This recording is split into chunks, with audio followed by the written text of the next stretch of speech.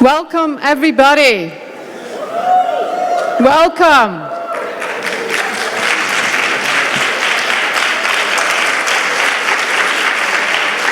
I'm Ása Ríkharðsdóttir, the Secretary General of IETM, and I have been given the honor of being the Master of Ceremony at this opening event. And on behalf of the two collaborator partners, IETM and Rijeka 2020, I wholeheartedly welcome you to the plenary meeting of IETM Rijeka 2019.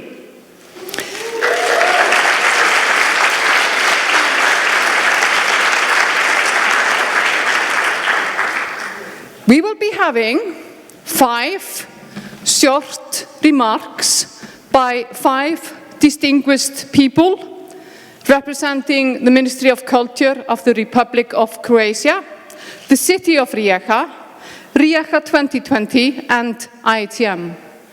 And we will be having our keynote speaker of today, Goran Sergej Pristas.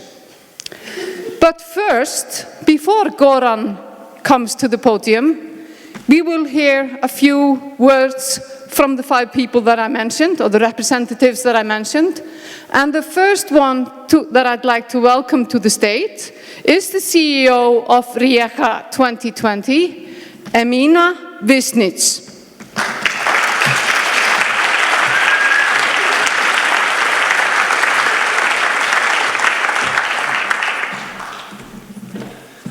Thank you.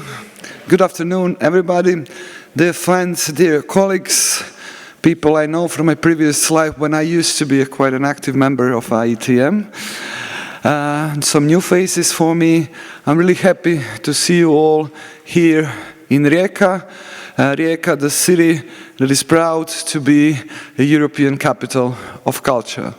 For us here, it's not only a great pleasure, but also we are really proud that we can host one of the biggest, most important, and one of the best European networks that they are. And I'm telling this not just because of the occasion, but because of many years I had before in European networking. I'm also very pleased that IETM is not coming only to the biggest cities in Europe, but also visit those that are not that familiar. Next year, we're going to open our official cultural program on the 1st of February, and I would like to invite you all to come, and if not then come anytime in the year. There will be more than 250 projects, there will be more than 650 events from various fields, contemporary art, a bit of classics, and a lot of citizens' engagement. Have a great time in these days that are in front of you. Enjoy this late summer in Rijeka. Thank you very much.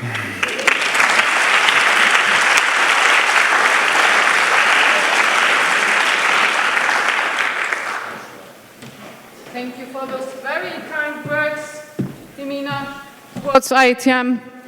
And likewise, it is fantastic to be in Rijeka, which maybe a lot of us didn't know before we arrived, but I feel certain that we are all going to come again.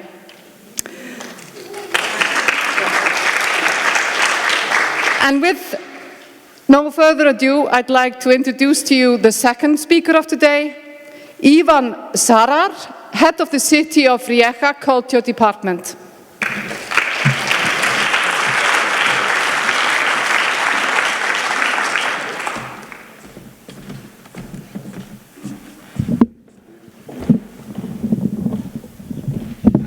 Hello, people.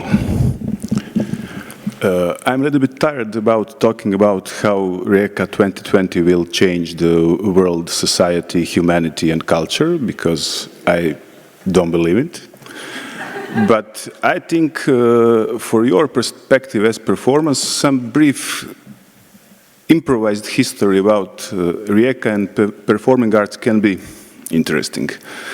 Rijeka is and was, and I think I'm not biased about different genres of culture, is definitely city of theaters and city of performing arts. Why? Because our history is so, I will not use that F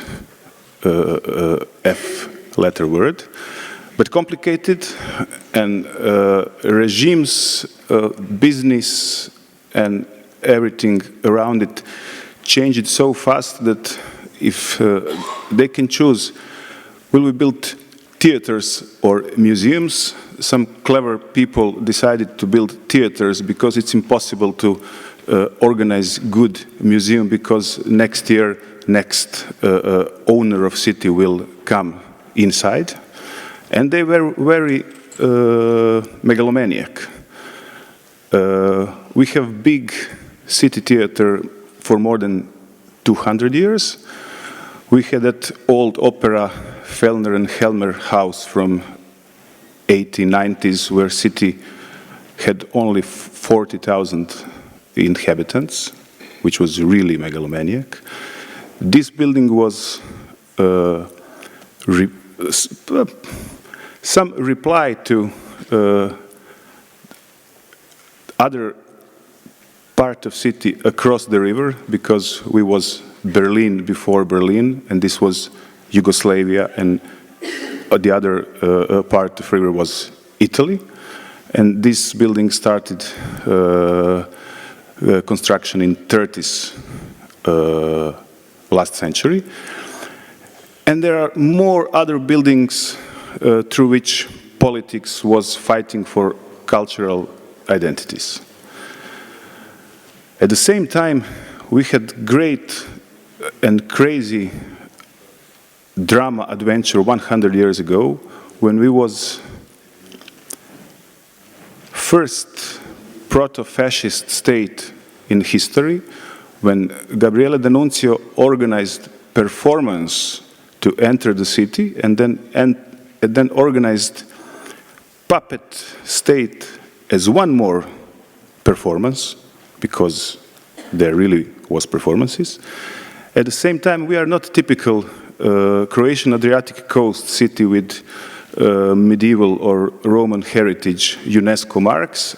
Our UNESCO marks is dedicated to carnival, and carnival is performance too. And I think we are the great place to think about performing arts and everything related to in this city. I think it's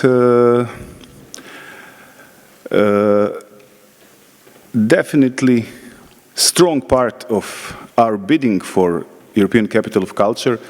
There are few great performing art people was part of our project, Oliver Frljić and Slaven Tolj, and I think the performing is in deeply in spirit of the town on different ways.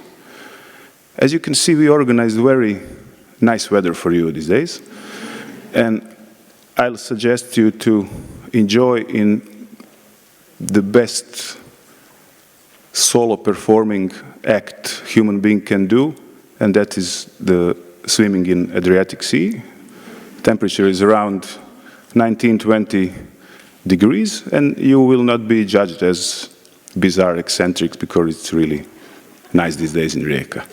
Enjoy your stay and welcome.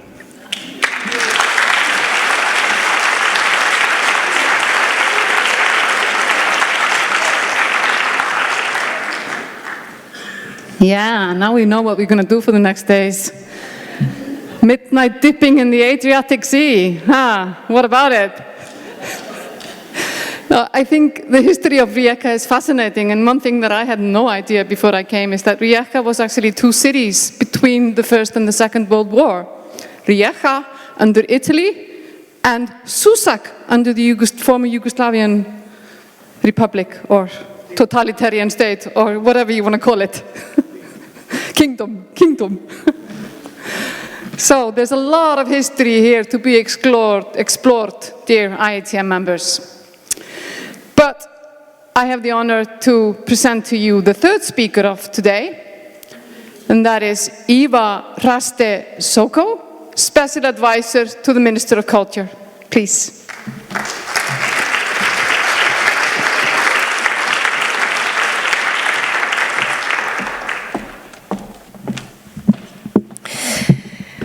Ladies and gentlemen, dear friends and colleagues, I am very pleased to greet you here on behalf of the Minister of Culture, Nina Obuljen-Koržinek, as well as my own name.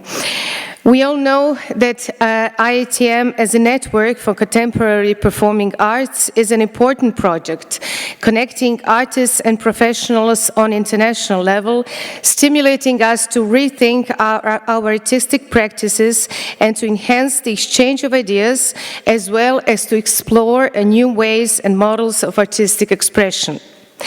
Today's presence of the participants from European but also from wider international communities and institutions show us how it is important to actively communicate within established and dynamic platforms, as IETM is, capable to connect, ask the questions and search for the answers. Our mutual goals still remain the same: to encourage the creation and to point out the importance of cultural exchange in the domain of the performing arts. Let me just briefly remind you that in the year 2016, an IETM satellite meeting was jointly organized in Paris by IETM, French Ministry of Culture and Communication, and the Croatian Ministry of Culture. I hope that the city of Rijeka, as a host to this plenary meeting, would offer you a glimpse to the program and the atmosphere of cultural diversity, which is the main idea behind the project Rijeka 2020. Port of Diversity will host multiple artistic events that will celebrate the artistic excellence jointly created by the artists and local communities. At the end, I would like to express my gratitude to all the colleagues that made their efforts to participate at the plenary meeting, to the keynote speakers and moderators for their expertise they are sharing with us, and to IETM professionals for their efforts to identify possible solutions in the vivid exchange of different experiences and positions. Enjoyed the meeting. Thank you.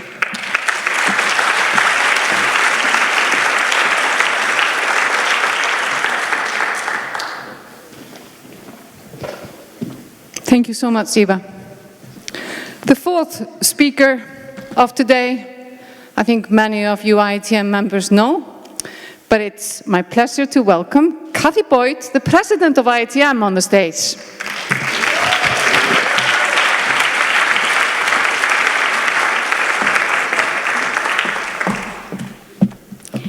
Dobar dan, good afternoon. Hvala što ste nas pozvali u vašu prekrasnu zemlju.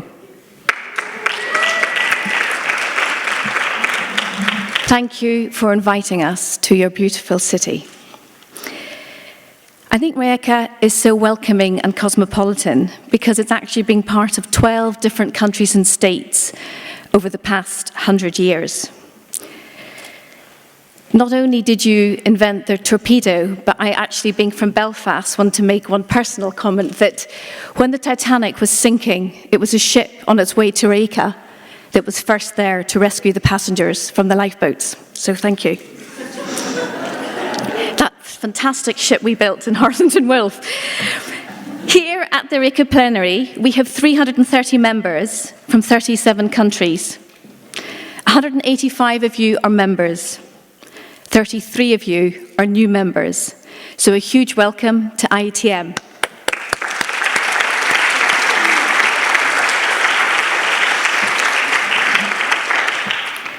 I also want to welcome the 77 participants from the Balkan region. We hope you will join and engage with IETM, and I promise you when you join it will change your life. What you give this network is what you get back. I joined the network in 1997, and every time I come, I learn something. Many people have travelled very far to come here, and I know many of us had to take several planes, but some people even drove 14 hours by car. That shows that this network matters, and matters deeply to its members. Please enjoy the coming days. I hope you leave inspired and stimulated and have learnt many things. IETM is a great learning meeting place. Havala Eva and Ivan for making us feel so welcome. Thank you.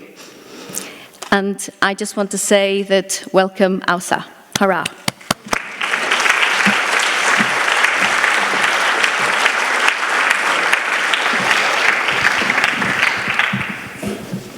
Now it's my turn.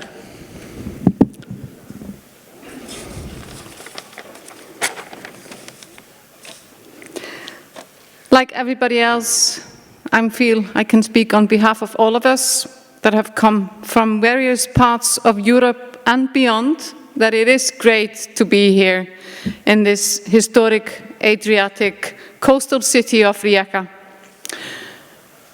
I want to give the Rijeka 2020 team the sincere thanks from all of us in the IETM team.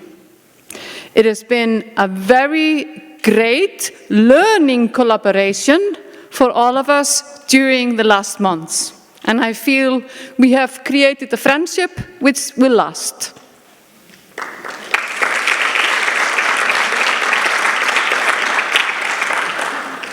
IETM is turning 38 years old this year, which, when it comes to international cultural networks, does not make it the newest kid on the block. On the contrary, it's probably one of the oldest. And for a Secretary General, it is highest on my mind these days how to make sure IETM stays relevant. Each of us members have our different answers to that question, depending on who we are, and there is no right answer. I will be taking and talking a lot about this in the coming months and I will be asking you members to contribute. But today I want to leave you with this. IETM will only stay relevant if it manages to listen, be generous, and fight for its informal nature. I hope you agree. The history of IETM is special. It's magical, and it's important. And in 2021, we will be 40 years old. How shall we celebrate, remember, and move forward? We have gone on many journeys during all these years.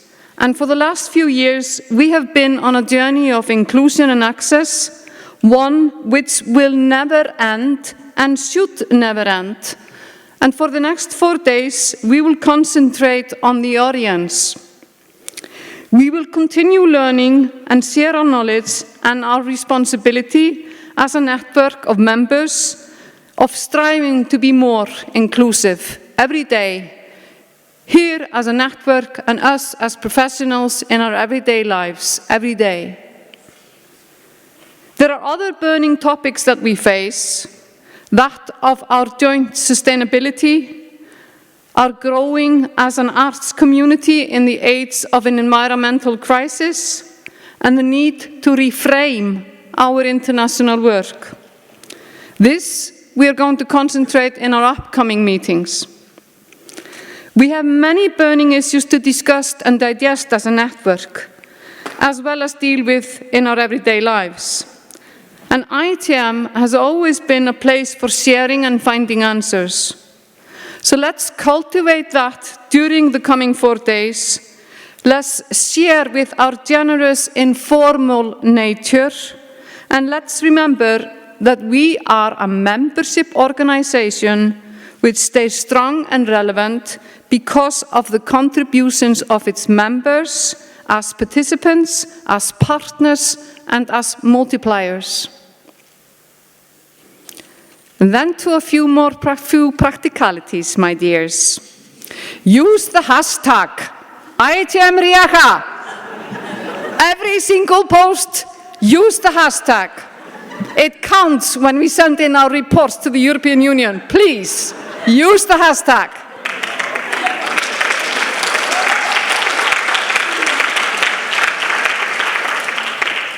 A tiny correction to the booklet. It says you cannot buy tickets at the door, but for some performances you can. There's going to be more information at the ticket desk. We encourage you to be active and attend as many sessions as you can. And we encourage you in particularly to stop by the advisors corner and talk to our very important group of advisors who are IETM's very own think tank. The advisors corner is downstairs in the main daytime meeting space, ground floor. And having said that, I have the privilege to introduce one of the strongest thinkers of the Croatian performing arts community, Goran Sergej Pristas, who is our keynote speaker of today. Goran is a professor of dramaturgy at the Academy of Dramatic Arts in the University of Zagreb. He is a dramaturg, co-founder and member of BATCO, Croatia's foremost performing arts collective. With his projects and collaboration, Goran has participated in the Venice Biennale in 2011 and 16, Documenta 12, and numerous festivals and exhibitions and conferences throughout the world. He has mentored and taught at DOC in Stockholm, LU Gießen, Staten Scenekunstskole in Copenhagen, Parts in Brussels, to name a few. He was the first editor-in-chief, 1996 to 2007, of Rijeka, a magazine for performing arts, published here in Croatia. And last but not least, he has co-edited several books and written his own. I welcome you to the stage, Goran.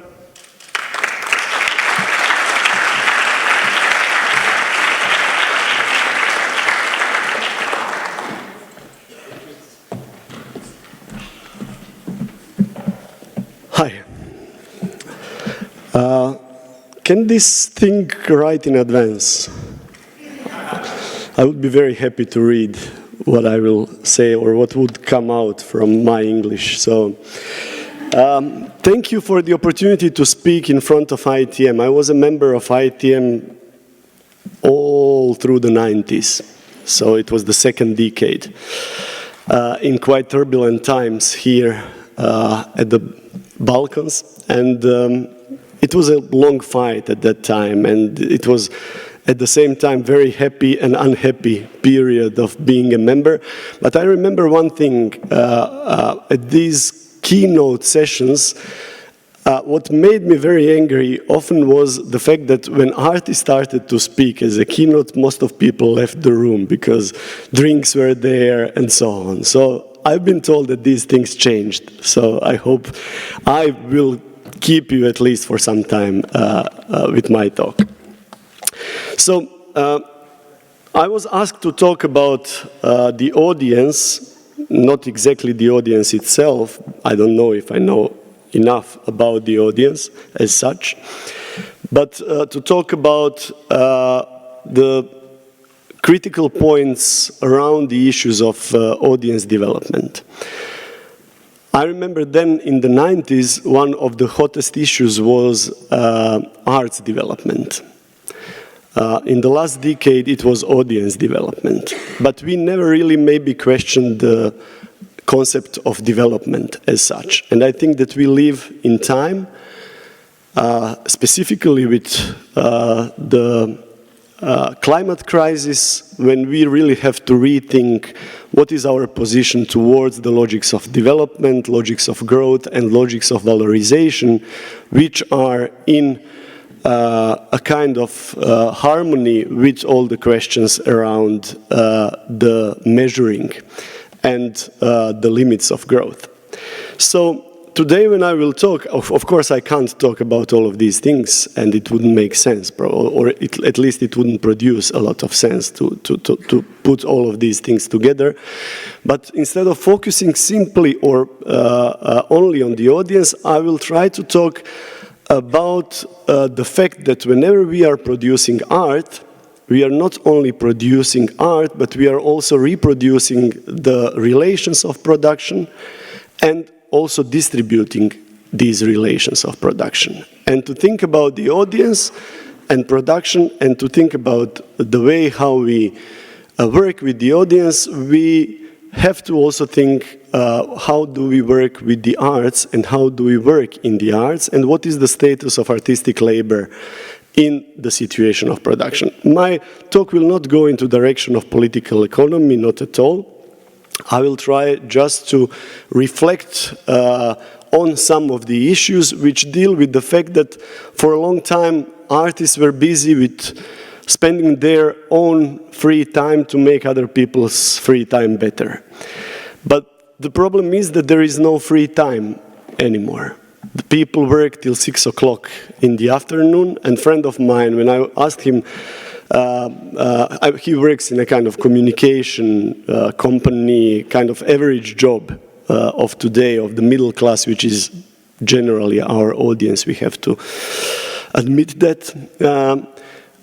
When I asked him, why did you give up theater? He said, like, I didn't give up theater, I'm trying to give up spectating. I'm working by spectating throughout the day. I wake up in the morning, I answer emails, I look into the monitor, I work for my company on my computer, I work for Google, I work for Apple, I work for all the companies that are spying my accounts, and in the afternoon I don't want to watch anymore. And at 6 o'clock when I come home, I'm not ready to go out and to watch theater.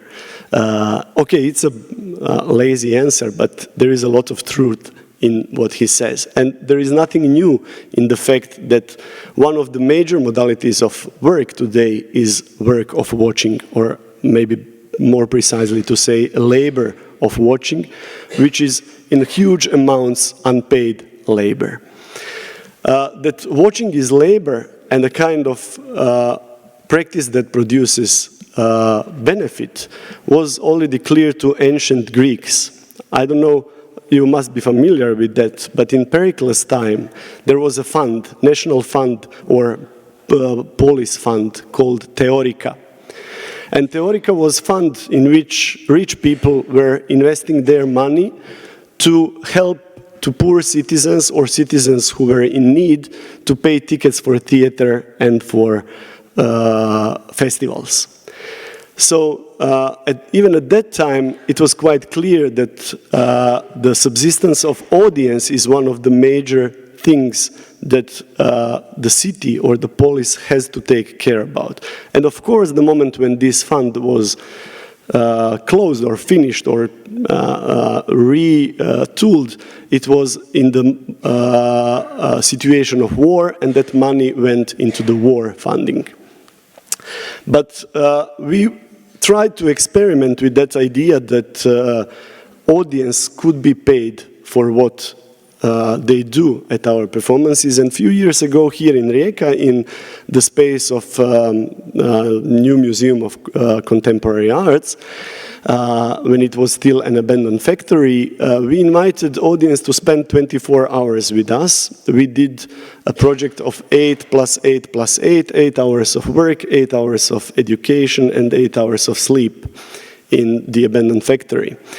And then we had, of course, some audience, more or less people that we know from Rijeka. But we were thinking, okay, how can we bring some other audience, people that would never come to a kind of edgy cultural project, you know, so that we bring people that we would call average audience. And that's probably the last time that I would use that term. I try to avoid any idea that anybody in the audience is average. And we couldn't find anybody who would support the paying tickets for the audience. Okay, we could give audience tickets for free, but not pay audience to come to see what we do. So we slightly changed the project, and we engaged the two agencies that work with film extras. And we turned the project into film shooting. So we managed to hire by a very proper price 100 people as film extras to sit and watch in our spaces what we do, and also to sleep at the second turn of the project in Split, another city on the, the second biggest city in Croatia. So there we asked the audience to sleep for 8 hours as film extras. And it was really amazing experience because it's really edgy situation because audience who are film extras, if they speak while we are shooting, they have to be paid more, you know. We didn't have these budgets, you know. But then we had to prolong their being there, and they voluntarily wanted to stay there because they wanted to have their say about the situation. And for the first time ever, we really had an audience which wanted to be there, discuss the things, feel that they are not there just to consume something, but also for some other reasons which made us to think a lot about the ways we are dealing with the audience, the ways we pay ourselves, other who are responsible or institutions that we work with pay us, and how we relate to the audience. So my remarks today, which I planned to read, but I already spent 1/4 of my talk with this introduction, will deal, I hope briefly, with some of the key issues that are coming as an ideas that I'm trying to understand. Parallelly with the fact that audience development became a kind of specific care, and I would say it's a historical care, as we already have seen from the example of Greece, we have to understand what happens with the artistic work. And I find one thing very symptomatic. Lately, when we are discussing with the artists, they always speak about their practice. We practice this, my practice is that, this is practice of this is practice of that. And what disappears somehow from the discourse on the arts is this discussion on poetics. I would like to make a strong distinction here. It's again historical distinction, and you are aware of that. Poetics in classical terms comes from the word poesis or word poein, which means to produce. So, to put something into existence. Practice is related to the concept of praxis, which is an act of a free will, which is very much similar to what we are promoting in liberal contexts of expression, acts of free will, individual free will. But the discussion on how do we put something into existence while we are practicing something somehow is erased. And it happens in the same time with dispersion of artistic work into very different modalities of practice, which we can, for the first time now in the history, really calculate. We can really calculate how much does it cost for an artist to live for a while in a residence? How much does it cost to do a workshop? How much does it cost to exchange knowledge? How much does it cost to, I don't know, practice body-mind practices? How much does it cost to share experiences, etc., etc. So artistic work somehow turned into practices instead of production, putting something into existence. And please help me to make a distinction between productivity and production. Production I'm here using as putting something into existence and not an attempt to be very productive, which is economical term. So, one of results of that dispersion of the activities and different modalities of presencing artists in the public institutions or in the cultural institutions in general resulted with what I would call monetization of artistic work. So it's not, as Walter Benjamin said, exhibition value anymore that matters, but it's the value of the very concrete calculation of the different typologies of artistic labor. We know all of these metaphors from history. Some of them were used by Marx comparing architect and bee, and also we know from La Fontaine and Aesop's fables on grasshopper and the ants, and these animal metaphors about the artists are not rare, you know. But it's very interesting how they grow in a time of populist politics, you know, how the idea of artists being parasites, those those who are dwelling, being busy with their own existence and not really caring, resulted with us also identifying with these logics. I remember here, not here in Rijeka, but some time ago in IETM, there was a brave calculation produced by one of the institutes in the West on the income that art produces, or the outputs that are economic outputs that are coming from the very fact that art is produced, distributed, presented, and so on. So the calculation went from the very haircuts that people do to go to the shows, paying taxes, buying woods, and so on. So then in the 90s, I mean, when I say we, I'm standing on the side of the artists and curators at that time, mostly programmers in IETM. We were trying to convince those who are funding our work that we are producing value and that we are benefiting to the economy. And somebody started to believe us, you know, and to expect from us exactly that. Saying that, okay, show me the results. So we came into a situation when art is valorized mostly through other spheres of human activity, either economical impact, political impact, social impact, etc., etc. I don't want to say that there is none, but I think that the crisis of valorization is such that if we don't prove that we can produce an impact somewhere else, we are losing the ground of the generic human activity, which is related to creativity and to capability of putting something into existence, not being productive. And productivity is what matters in these terms. So valorization, which is based only on the logic of audience features and internal management, which is characteristic for the most of the, at least Eastern European or ex-Eastern European countries today, is just a final result of all these attempts of self-identification with those who are producing and who are producers in terms of productivity and not in terms of creativity. Okay, the word creative has its own problems, but let's not go so far. So we can say that Mladen Stilinovic, who said in the 90s in his famous text, Praise to Laziness, that there is no art today because artists are not lazy anymore.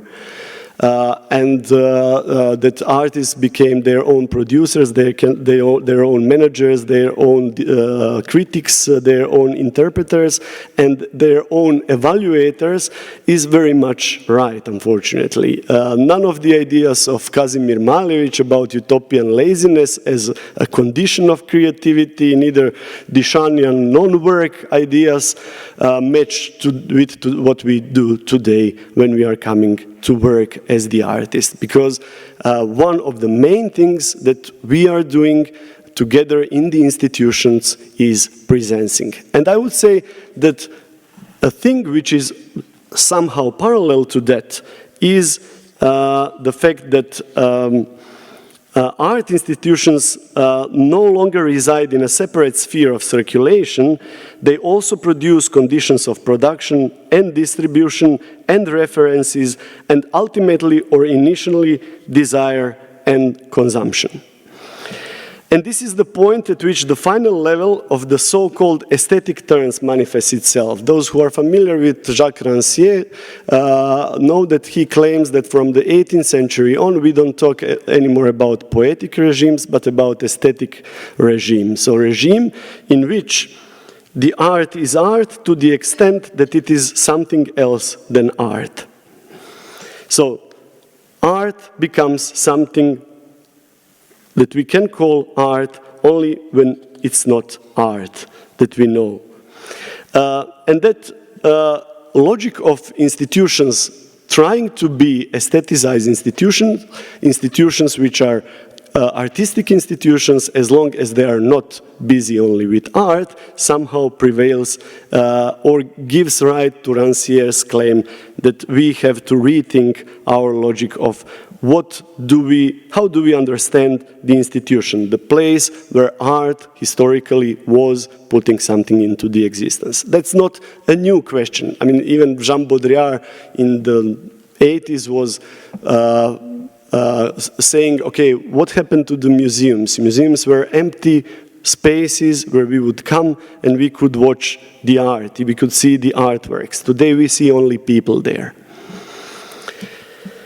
So, when just before the opening of Beaubourg, Jacques Camat, French leftist activist and philosopher, or anarchist better to say, said that the institution, by opening of Beaubourg and similar, is turned into a place where credit invades art.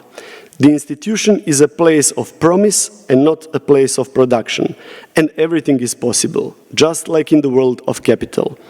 When execution is replaced by credit, by a blank check, art finds itself reduced to derisory size and at the extreme disappears. It disappears by becoming almost the opposite idea of the art. So the art can finally, with art institution, be an anticipation of politics, anticipation of the society, anticipation of life, and finally anticipation of art, but the promise of art, the promise which happens probably with presencing the watching of the art. Because art doesn't matter if it's not seen, obviously, in the logics of valorization.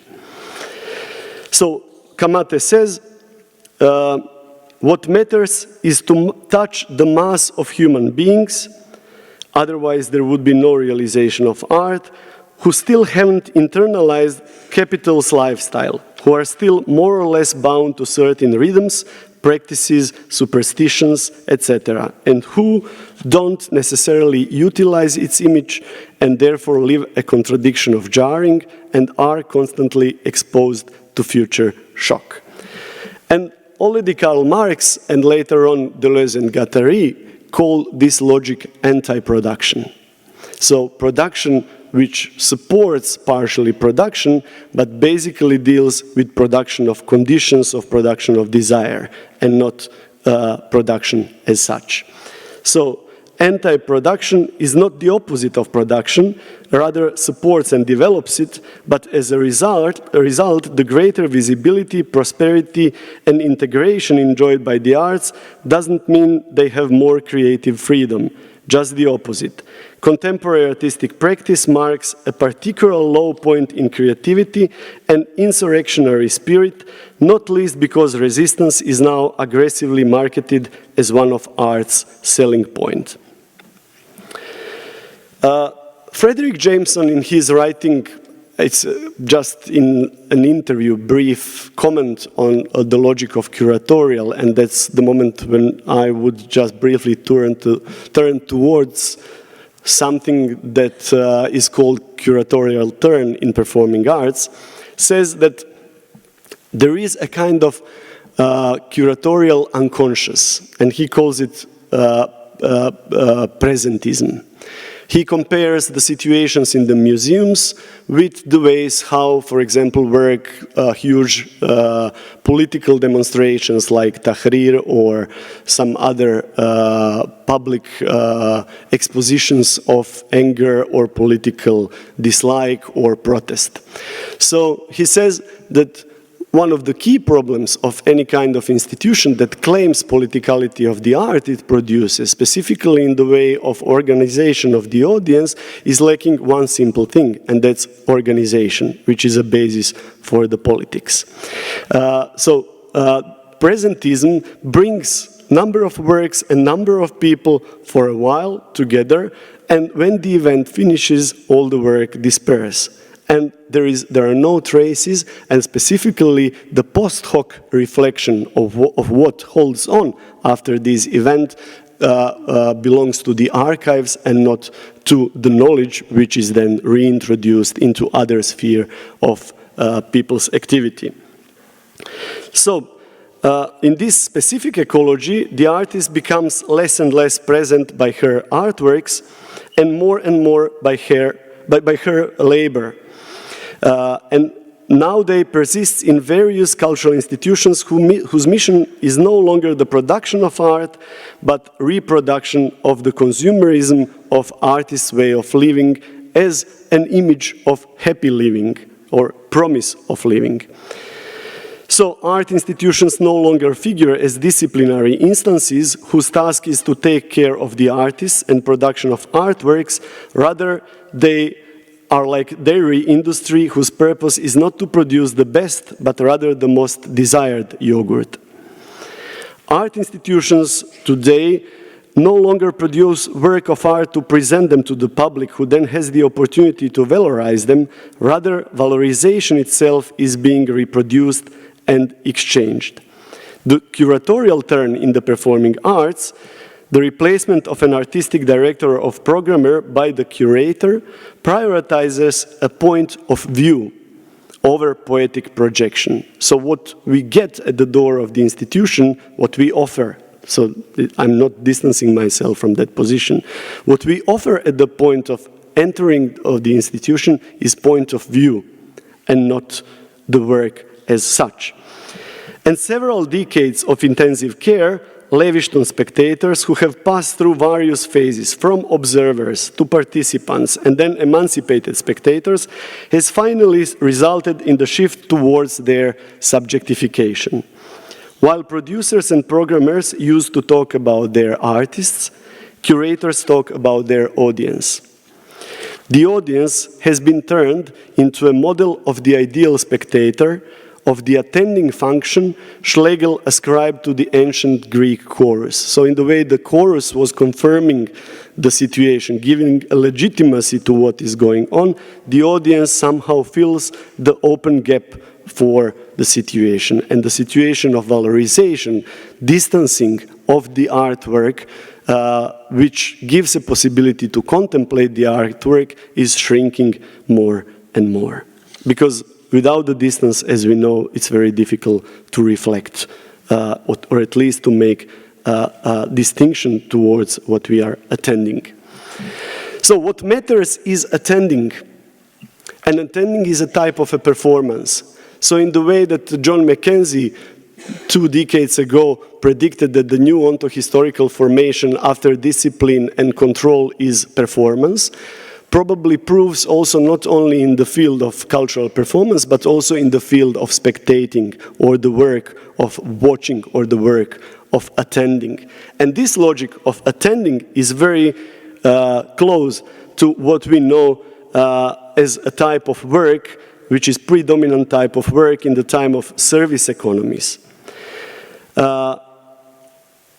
At the time of service economies, the concept of attendant brings with it all sorts of connotations. Companion, the one who is present, assistant, guardian, caretaker, servant, etc. Although the attendant figures as an active spectator, her function is to emphasize variation. If the theater is variation of reality, the function of a participating audience is to verify the variation, to facilitate its validation. The audience is not so important for being public anymore, or making theater public, making it official, but being inserted into a field of vision, it renders the public visible. It represents public in the very act of performance. So we know that apparatus of theater always implicates showing and watching. And it's quite clear that theater, not performance, is showing and watching at the same time. So that's how the apparatus work. But the question is, what function do we give to those who are attending, or those who are spectating, or those who are watching, or even participating, depending on how we define the point of view which is pre-programmed for the audience. So, the institutions, and this is the point where the curator's excessive responsibility comes to light, have the potential to bind artistic labor as abstraction with reality, and not only with exchange value. Instead of abstracting the artist's labor, whose use value is then valorized through service economies, thus erasing the difference between art and labor, the institution has the opportunity to become her transparent material basis. This would bring forward political and social instead of predominantly economic implications of artist labor. And while the audience is constantly being conditioned to expect art to produce or to question other worlds, the artist is confronted with a very particular expectation: to fix or repair the world. Although it is important to avoid power paranoia in this context, this small difference that curators have in the distribution of power imposes on them the responsibility to more actively explicate production and presentation policies, and to elaborate their position more explicitly in terms of its relation to the framework and context of their work. As Jacques Derrida put it, responsibility is excessive or it is not responsibility. The easy equalization of the performing arts presentation policies with the deeply problematic market logic of the visual art, which happens in the last 15 years, necessarily leads to the impoverishment of production and the weakening of institutions, which are the last guarantee of the survival of artistic production targeted by neoliberal populist attacks. And the fact that we are talking about the crisis of institutions reminds me of a story about broken tool. You know, like Heidegger says that we become aware of tool and what kind of object it is in the moment when it's broken, when it doesn't work anymore. So in the moment when institutions, and I like to understand institutions as tools and not as subjects, not as figures, but institutions which lost their function, and that's a responsibility for the total field of specific practices, which, for example, here in Croatia is impossible to achieve because, as I said, the main logics of valorizations are management and audience features. There is no space for responsibility, taking responsibility for a wider field. Institutions are broken. The question is, how do we can retool the institutions? And what do we fight for? What do we stand for? I'm standing for going backwards, going downwards, for the degrowth of the amounts, and for finding other economical models in which the institutions will be used by many in many different terms. To put in proximity different human practices and not to force people by those who know how to learn how to use them. You know? So, but to let people to discover how to use them, to put different organizations, different initiatives, different people together in the proximity where they might, through the encounter, understand what could be their common logics of existence. So this retooling of institution has to start from the fact that the institutions are to be fixed and not the world. The world is how do we present the point of view. Let me finish with a quote which might be unusual for me, and it's a quote of a priest, even more Croatian priest, Ivan Ilić. You might be familiar with his writing. Those who read anarchist literature should know about his books on deschooling society and critique of conviviality. So Ivan Ilić was born in Austria by Croatian family, moved to Italy, became a priest, and then went to South America where he was working in Puerto Rico and Mexico. He was